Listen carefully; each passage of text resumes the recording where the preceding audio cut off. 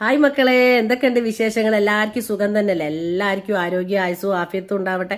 അതേപോലെ തന്നെ എനിക്കും എൻ്റെ കുഞ്ഞു മക്കൾക്കും വേണ്ടി നിങ്ങളും ദുആ ചെയ്യണം. പ്രത്യേകിച്ച് എൻ്റെ മോക്ക് എല്ലാവരും ദുആ ചെയ്യേണ്ടതെന്ന് എനിക്കറിയാം. അതിൻ്റെ ഒരുപാട് മാറ്റങ്ങൾ എൻ്റെ മോക്കുണ്ട്. ആരെ ദുആണ് അള്ളാഹു സ്വീകരിക്കാന്ന് പറയാൻ പറ്റില്ലല്ലോ.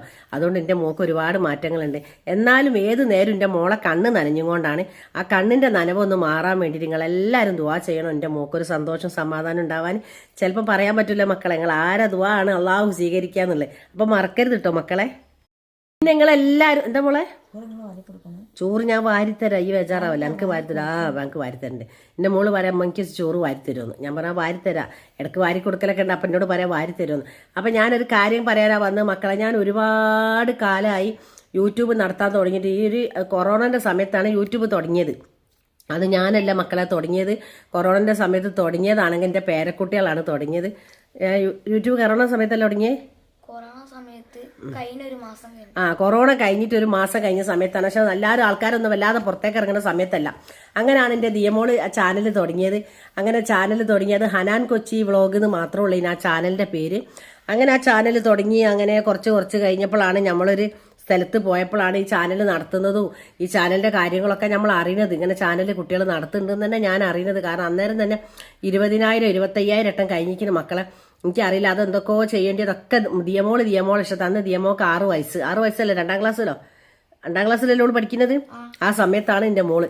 അങ്ങനെയുള്ള ആ സമയത്ത് 2ലോ 3ലോ 3 തോന്നുന്നുണ്ട്. ആ സമയത്ത് എനിക്ക് ഓർമ്മയിലില്ല മക്കളെ. അപ്പോൾ വയസ്സായില്ല, അങ്ങനെയൊക്കെ ഓർമ്മിക്കാൻ കഴിയുള്ളൂ. അങ്ങനെ ദിയമോള് പിന്നെ അങ്ങനെ ആ വീഡിയോ എടുക്കലും ഓള് എഡിറ്റ് ചെയ്യലും എന്തെല്ലോ ചെയ്ത് കൂട്ടി. അങ്ങനെ കൂട്ടി അങ്ങനെ ആൾക്കാർ പറഞ്ഞു ഇത് കുട്ടികൾ നമ്മൾ കാണലുണ്ടല്ലോ, വീഡിയോ ഉണ്ട് മില്ലിന് കുറേ അടിച്ചിരിക്കുന്നൊക്കെ പറഞ്ഞ്. പിന്നെ അതെല്ലാം കൂടി ഞാനെല്ലാം കൂടി നോക്കി നടക്കാൻ തുടങ്ങി. ബാങ്കിൻ്റെ അക്കൗണ്ട് കൊടുക്കൽ തുടങ്ങി. അങ്ങനെ നമുക്ക് മാസം പൈസ ഒക്കെ വരാൻ തുടങ്ങി. അങ്ങനെ മാസത്തിൽ പൈസ ഒക്കെ വരേനി മക്കളെ. അതിന് വലിയ കുഴപ്പമില്ലാത്ത രീതിക്ക് നമുക്ക് മോശമില്ലാത്തൊരു പൈസയും കിട്ടേനി. നമ്മൾ അടുക്കളയിലുള്ള ചോറും കൂട്ടാനും വെക്കലും കുട്ടികളെ നോക്കലും കുട്ടികളെ സ്കൂളിൽ പറഞ്ഞാക്കലും അങ്ങനെ എല്ലാം കൂടി ആയിട്ടുള്ള ഒരു രീതിക്കൊരു പൈസയൊക്കെ കിട്ടി നല്ല സന്തോഷത്തിൽ നിൽക്കുമ്പോഴാണ് പിന്നെ ഈ കുട്ടികൾ പിന്നെ കഴിഞ്ഞ കൊല്ലം ഒരു കൊല്ലമായിപ്പോൾ ആ ചാനൽ. അന്നേരം ആ ചാനൽ എത്ര ഉണ്ടെന്ന് അറിയോ? 79,000 ഉണ്ട്. 79,700 69,000 തെറ്റിപ്പോയി. 7 6 മക്കളെ. 69,700 ഉണ്ട് ആ ചാനൽ മക്കളെ. അങ്ങനെ ആ ചാനലാണ് പെട്ടെന്ന് ഒരു ദിവസം 2 തോർത്ത് ഞാൻ വാങ്ങിക്കൊണ്ടെന്ന് ആ തോർത്ത് അങ്ങോട്ടും ഇങ്ങോട്ടും മാറ്റി കൊടുത്ത് അങ്ങനെ ഇവരെല്ലാം കൂടി അത് കൊളായി. യൂട്യൂബ് അങ്ങോട്ട് ചാനൽ ഡിലീറ്റ് ആക്കി. കാരണം ഇവർ തോർത്ത് കുട്ടികൾ ഹനാനും ഹംദാനും തോർത്ത് കൊടുക്കണം എന്താ കണ്ടുപോയ പ്രശ്നം കൊണ്ട് അങ്ങനെ ആ ചാനൽ നഷ്ടപ്പെട്ട്. അത് കഴിഞ്ഞതിന് ശേഷം പിന്നെ എടുത്തൊരു ചാനൽ ഹനാൻ കൊച്ചി വ്ളോഗ് 2.0 എടുത്ത്. അതും 27,000 ആയ സമയത്ത് ഒരു നോമ്പിന് കഴിഞ്ഞ നോമ്പ് 27 അന്ന് ആ ചാനലും മറ്റേ ചാനലിൽ പൈസ ഉണ്ടായില്ല മക്കളെ. ഡോളർ കയറി കിടക്കുന്നുണ്ട്, പൈസ ആയി വന്നിക്കണ്, എല്ലാം ഉണ്ട് മക്കളെ. പൈസ വാങ്ങണോടെന്നാണ് ആ ചാനൽ പോയത്. അങ്ങനെയാണ് പുതിയ ചാനലെടുത്ത് ഹനാൻ കൊച്ചി വ്ളോഗ് 2.0. അതിലും ഡോളർ കയറി നിൽക്കുമ്പോഴാണ് നോമ്പ് 28 അന്ന് അതും നഷ്ടപ്പെട്ട്. പിന്നെ ഇപ്പം എന്ത് ചെയ്യാനാ മക്കളെ. അങ്ങനെയാണ് ഞാൻ പിന്നെ ഈ H3 കൊച്ചിനെടുത്തത്. അപ്പം H3 കൊച്ചിനെടുത്ത് അതിനകത്ത് ആയിട്ടില്ല. 4-5-6 മാസം ആയിട്ടുള്ളൂ. 5-6 മാസം ആയിട്ടേ ഉള്ളൂ. അതിൽ ഇപ്പോൾ പൈസ വരുമാനമൊക്കെ കിട്ടി മക്കളെ എനിക്ക്. മാഷാ അല്ലാ, നിങ്ങളെല്ലാവരും അനുഗ്രഹം കൊണ്ടാണ് മക്കളെ. നിങ്ങളെല്ലാവരും നമ്മളെ ചാനൽ കാണുന്നതിനെ കൊണ്ടും ലൈക്കും സബ്ബൊക്കെ തന്നതിനെ കൊണ്ടുമാണ് ആ ചാനലിൽ നിന്ന് ഇപ്പം എനിക്ക് പൈസ കിട്ടി. ആദ്യമായിട്ടാണ് കേട്ടോ ഈ പുതിയ ചാനൽ H3 കൊച്ചിയിൽ നിന്ന് എനിക്ക് പൈസ കിട്ടിയത്.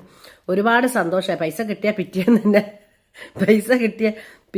പിറ്റേന്ന് തന്നെ ഹനാൻ്റെ കാലിന് പരിക്കറ്റി അല്ലേ മോനെ? കാലിന് പരിക്കേറ്റി. പിന്നെ കാലിൻ്റെ എല്ല് പൊട്ടി. പിന്നെ ഇപ്പം എന്ത് ചെയ്യാൻ? അതൊക്കെ ആവശ്യങ്ങൾ തന്നെയല്ലേ മക്കളെ. ഇതിപ്പോൾ എല്ലാം വലിയാപ്പ ചെയ്യുമ്പോൾ നമുക്കൊരു സമാധാനമായില്ലേ? ചില്ലറ പൈസ നമ്മളെ കൈമ കിട്ടിയില്ലേ? പിന്നെ അങ്ങനെ മരുന്ന് ഗുളിക കാര്യങ്ങളൊക്കെ വാങ്ങാം എന്നുള്ളത് സന്തോഷവും സമാധാനമാണ് മക്കളെ. എല്ലാവരും നമ്മളെ ചാനലൊക്കെ കാണുന്നുള്ള തെളിവാണ് മക്കളെ നമുക്ക് പൈസ കിട്ടിയത്. അപ്പം നമ്മൾ നിങ്ങളാരും മറക്കൂല. നമ്മൾ നാടൻ വർത്താനാണ് പറയുന്നത് മക്കളെ. അല്ലാതെ നമുക്ക് വല്ലാതെ കുളൂസാക്കി പറയാനൊന്നും എനിക്കറിയില്ല പൊന്നാര കുട്ടികളെ. അതുകൊണ്ട് ഇനിയിപ്പോൾ ഈ ഹനാന് 4-5 ദിവസം കഴിഞ്ഞാൽ ഹനാന്റെ പ്ലാസ്റ്റർ നയിക്കാൻ പോകണം. എന്നിട്ട് 2ാമത് എക്സ്റേ എടുക്കണം. ആദ്യം എക്സ്റേ എടുക്കണോ? എക്സ്റേ എടുത്തിട്ട് ഇനി എന്താ പറയാന്ന് അറിയില്ല. അത് കഴിഞ്ഞിട്ട് ഇനി എന്താ ഡോക്ടർ പറയണമെന്ന് പഠിച്ചോനെ. അള്ളാഹുവെ പെട്ടെന്ന് എൻ്റെ മോക്ക് കാല് ശരിയായാൽ മതി. നിങ്ങളെല്ലാവരും ദുആ ചെയ്യണം. അങ്ങനെയൊക്കെയുള്ള ഓരോരോ വിഷമവും പ്രയാസങ്ങളൊക്കെ മനസ്സിലുണ്ട്. എന്നാലും ഈ പൈസ കിട്ടിയ വിവരങ്ങളൊന്നും അറിയിക്കേണ്ട. ഞാൻ എന്നും വിചാരിക്കും നാളെ പറയാൻ 2-3 ദിവസമായി ഞാൻ പറയാൻ വേണ്ടി ഒരുങ്ങിയൊക്കെ റെഡിയാക്കി എഡിറ്റൊക്കെ ചെയ്ത് വെച്ചതാണ്. അപ്പോൾ അത് ഞാൻ എപ്പോഴും വിചാരിക്കും പറയട്ടെ എന്ന് വിചാരിക്കും. അപ്പോൾ എന്തെങ്കിലും ഒരു കാരണങ്ങളാവും. അപ്പോൾ അങ്ങനെ നിർത്തി പോയതാണ്. അപ്പോൾ നിങ്ങൾ വിചാരിക്കും പൈസ കിട്ടിയപാട് നമ്മൾ അറിയിച്ചില്ലല്ലോ എന്ന്. അറിയിക്കാനൊന്നും ഉണ്ടായിട്ടില്ല മക്കളെ. ഓരോരോ പ്രശ്നം പ്രയാസങ്ങൾ കൊണ്ടാണ് കേട്ടോ. ഇങ്ങനെ ഉണ്ടായതുകൊണ്ടാണ് എനിക്ക് പൈസ കിട്ടിയത്, എനിക്ക് ഉറപ്പാണ്. അതേമാതിരി ഇനിയും നിങ്ങൾ എൻ്റെ കൂടെ ഉണ്ടാവണം. എപ്പോഴും ലൈക്കും സബും തന്ന് നമ്മളെ ചാനലിൽ കാണുക. അറിയണോക്കൊക്കെ നമ്മളെ ചാനലിൽ ലിങ്ക് ഇട്ട് കൊടുക്കുക, എല്ലാവരോടും ഒന്ന് കാണാൻ പറയുക. അതൊക്കെ തന്നെ വലിയ അനുഗ്രഹമാണ് മക്കളെ. പിന്നെ എല്ലാവർക്കും ആരോഗ്യ ആയുസ്സും ആഫിയത്തും ഉണ്ടാകട്ടെ. ഒരാൾക്കും ഒരു ബുദ്ധിമുട്ടോ പ്രയാസങ്ങളോ ഇല്ലാതിരിക്കട്ടെ. ഞാൻ എപ്പോൾ ലൈവ് ഇട്ട് കഴിഞ്ഞാലും എനിക്ക് 100-200 ആൾക്കാർ എനിക്ക് നിലവിൽ എപ്പോഴും ഉണ്ടാവും. കാരണം അത് ഇന്നെ സ്നേഹിക്കുന്ന ഒരുപാട് ആൾക്കാരുണ്ടെന്ന് എനിക്ക് മനസ്സിലായി. അപ്പോൾ അതുകൊണ്ട് എനിക്ക് ഒരു വിഷമവും ഇല്ല, സങ്കടവും ഇല്ല, പ്രയാസവും ഇല്ല. അള്ളാഹു എല്ലാ വിഷമങ്ങളും എൻ്റെതും മാറ്റിത്തരട്ടെ. അതേപോലെ തന്നെ നിങ്ങളെ വിഷമവും പ്രയാസങ്ങളും അള്ളാഹു മാറ്റിത്തരട്ടെ മക്കളെ. അതേ എനിക്ക് പറയാനുള്ളൂ. വേറെ എന്തൊക്കെയാണ്, ഞാൻ ഹംദാനെ സ്കൂളിൽ കൊണ്ടുപോയി ആക്കി ഇങ്ങോട്ട് വന്ന് കയറിയിട്ടേ ഉള്ളൂ.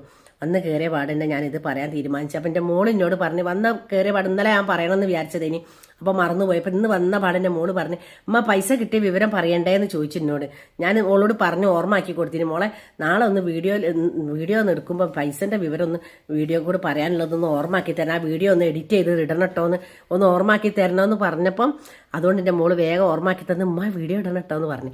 അങ്ങനെ കാണും മക്കളെ. വേറെ എന്തൊക്കെയാ വിശേഷങ്ങൾ? എല്ലാവർക്കും സുഖം തന്നെയല്ലേ? എല്ലാവരും നമ്മളെ ചാനൽ കാണാം. മറക്കല്ലേ മക്കളെ, മറന്നു പോവല്ലേ, മറക്കാതെ നമ്മുടെ ചാനലു കാണണം.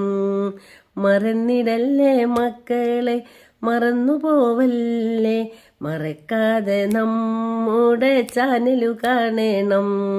അപ്പം ചാനലൊക്കെ കാണണം, മറന്നു പോകരുത് പൊന്നാര കുട്ടികളെ. കുറേ എന്തെല്ലോ പറയാനുണ്ട്, എന്തെല്ലോ വിഷമങ്ങളുണ്ട്. ഇന്ന് രാവിലെ വല്ലാത്തൊരു പ്രയാസത്തിലായിപ്പോയി. രാവിലെ ചായ കൊണ്ടുവച്ച് മോനെ കൊടുക്കാൻ വേണ്ടിയിട്ട് ഓനെ കുളിപ്പിച്ച് കഴിഞ്ഞ് എൻ്റെ പണികളൊക്കെ കഴിഞ്ഞ് ചോറും കറി ഉണ്ടാക്കലൊക്കെ കഴിഞ്ഞ് പിന്നെ ഇപ്പോൾ ചായയും പത്തിരി ഉണ്ടാക്കി. അങ്ങനെ കഴിഞ്ഞ സമയത്ത് ചോറും കറിയും എന്നറിയാനില്ല, ഒരു കടലിൻ്റെ കറിയാണ് ഉണ്ടാക്കിയത്, പത്തിരിയാണ് ഉണ്ടാക്കിയത്. അപ്പം ഇനി ചോറിനും ആ കടലക്കറി എന്നെ കൂട്ടാൻ നേരമല്ലേ മക്കളെ. ഇന്ന് ഒരുപാട് എന്തൊക്കെയോ ഒരു പ്രയാസവും വിഷമങ്ങളൊക്കെ. രാവിലെ നീച്ചപ്പോഴേ എനിക്ക് തലചുറ്റലേനി. പിന്നെ അംദാനെ ഇന്നലെ പോവാത്ത കാരണം കൊണ്ട് അംദാനെ കൊണ്ടയാക്കാനും പോകണം. അപ്പോൾ ഞാൻ എന്താക്കിയത് ഓനിക്ക് തിന്നാൻ കൊടുക്കുന്നത് കൂടെ ഓന് പറയാണ്, അംദാന് പറയാണ് എല്ലാ പണികളും നിങ്ങൾ ചെയ്യണമല്ലേ, ഉമ്മിക്ക് വയ്യാത്തതുകൊണ്ടല്ലേ എല്ലാ പണികളും നിങ്ങൾ ചെയ്യുന്നത്. അപ്പം ഞാൻ പറഞ്ഞു ആ മോനെ അത് കുഴപ്പമില്ല, അമ്മ എടുത്തു തരുന്നുണ്ടല്ലോ. ഈ ഉമ്മിനെ കൊണ്ട് എന്തെങ്കിലും ഒരു ജോലി ചെയ്യാനുള്ളൊരു ശക്തി പടച്ചോൻ കൊടുത്തിട്ടുണ്ടെങ്കിൽ എൻ്റെ ഉമ്മി രക്ഷപ്പെടും, എൻ്റെ ഉമ്മ രക്ഷപ്പെടും. എൻ്റെ ഉമ്മി എന്നെ ഞങ്ങളെ കാര്യങ്ങളൊക്കെ നോക്കാൻ ചെറിയ ബുദ്ധിക്കാണെങ്കിലും ഞാനിങ്ങനെ കഷ്ടപ്പെടുന്നത് കണ്ടിട്ടു എൻ്റെ മോൾ എണീച്ചിട്ട് പല്ലേക്കാൻ അവിടെ വന്ന് ഒരു കസാലമ്മൽ ഇങ്ങനെ ഇരിക്കുന്നത് കണ്ടപ്പോൾ പറയാ കണ്ടില്ല, അത് വന്ന് ഇരിക്കുന്നത് കണ്ടിട്ട് പാവം തോന്നുന്നു നിൻ്റെ മോന് പറയുന്നത് കേട്ടപ്പോൾ വല്ലാതെ സങ്കടമായിപ്പോയി. അത് കേട്ടപ്പോൾ അതിലറിയാതെ എൻ്റെ മനസ്സിൽ വല്ലാത്ത സങ്കടങ്ങളും വിഷമങ്ങളും വന്ന് ഞാൻ പോട്ടെ മോനെ എല്ലാം ശരിയായിട്ട് ഉമ്മി തന്നെ നിങ്ങളെ കാര്യങ്ങളൊക്കെ നോക്കൂട്ടോ, വിഷമിക്കേണ്ട കേട്ടോ എന്ന് പറഞ്ഞ് എന്ന് നോക്കാൻ എപ്പം നോക്കാൻ നമ്മൾ വലുതായിട്ടോ ഇപ്പോഴല്ല നമ്മളെ നോക്കേണ്ടത്. ഓന് ഭയങ്കര വർത്താനാണ്. വലിയ ആളുകൾ പറയും പോലെ പറയും, നമ്മൾ വിശ്വസിക്കാൻ പറ്റൂല ഓൻ എന്താ പറയണതെന്ന്. എപ്പം നോക്കാൻ ഞാൻ പറയാം എപ്പോഴെന്നല്ല, ഓന് ഉമ്മയ്ക്ക് സുഖേട് മാറിക്കഴിഞ്ഞാൽ പെട്ടെന്ന് തന്നെ നിങ്ങളെ കാര്യങ്ങൾ നോക്കിയത് തന്നെയാണ്. അതൊക്കെ കേട്ടപ്പോൾ സങ്കടം തോന്നിപ്പോയി. വലിയ പപ്പറും ഇരിക്കുന്നുണ്ട്, ഞാനിപ്പറും ഇരിക്കുന്നുണ്ട്. ഞാൻ ഓനിക്ക് തിന്നിച്ചു കൊടുക്കുക, അനാനിക്ക് പിന്നെ പോവാനില്ലല്ലോ. അപ്പം ഞാൻ ഓനിക്ക് തിരക്കിട്ട് തിന്നിച്ചു കൊടുക്കണം. അപ്പോഴാണ് ഈ കഥ പറയണത്. എന്തെങ്കിലുമൊക്കെ ആവട്ടെ, എല്ലാം ശരിയാവുമെന്ന് വിചാരിക്കുക എന്നൊക്കെ പറഞ്ഞ് എൻ്റെ മോന്. പിന്നെ ഓനെ കാര്യങ്ങളൊക്കെ കഴിഞ്ഞ് ഡ്രസ്സ് മാറ്റിക്കലും ഒരിക്കലും അങ്ങനെ പോകുമ്പോൾ ഉമ്മി പോട്ടോ. അപ്പം ഞാൻ പറഞ്ഞു ഉമ്മി ഇനി അവിടെ അകത്തേക്ക് പോയിട്ടുണ്ടാവും, ഇനി മതി ഇങ്ങോട്ട് പോരുമെന്ന് പറഞ്ഞതൊന്നും എനിക്ക് പറ്റിയില്ല. അത് ശരി, എൻ്റെ ഉമ്മീനോട് പോട്ടെ എന്ന് പറയണ്ടേ സ്കൂളിൽ പോകുമ്പോൾ എന്ന് പറഞ്ഞിട്ട് ഓൻ രണ്ടാമത് തിരിച്ച് വന്ന് ഉമ്മീനോട് പോട്ടെ ഓന് ഉമ്മയ്ക്ക് ഒരു ഉമ്മൊക്കെ കൊടുത്തിട്ടാണ് പോവുക. അധിക ദിവസം അങ്ങനെ തന്നെയാണ് പോവുക. ചില സമയത്ത് കരഞ്ഞിട്ട് പോകുമ്പോൾ മാത്രമേ അങ്ങനെ മിണ്ടാതെ പോവുള്ളൂ. അല്ലാത്ത ദിവസമൊക്കെ നല്ല സ്നേഹത്തോടാണ് പോവുക മക്കളെ. അപ്പം ഇങ്ങനത്തെ ഒരു ബുദ്ധിമുട്ട് ഒരാളെ വീട്ടിലും ഇല്ലാതിരിക്കട്ടെ. എല്ലാവർക്കും നല്ലത് വരട്ടെ പൊന്നു മക്കളെ. അതിനു വേണ്ടി ദുആ ചെയ്യാം. അപ്പം ഞാൻ പൈസ കിട്ടിയ വിവരം ഒന്ന് പറയാൻ വേണ്ടി വന്നതാണ്. അപ്പം എല്ലാവരും എൻ്റെ ചാനൽ കാണണം, മറന്നു പോകരുത് മക്കളെ.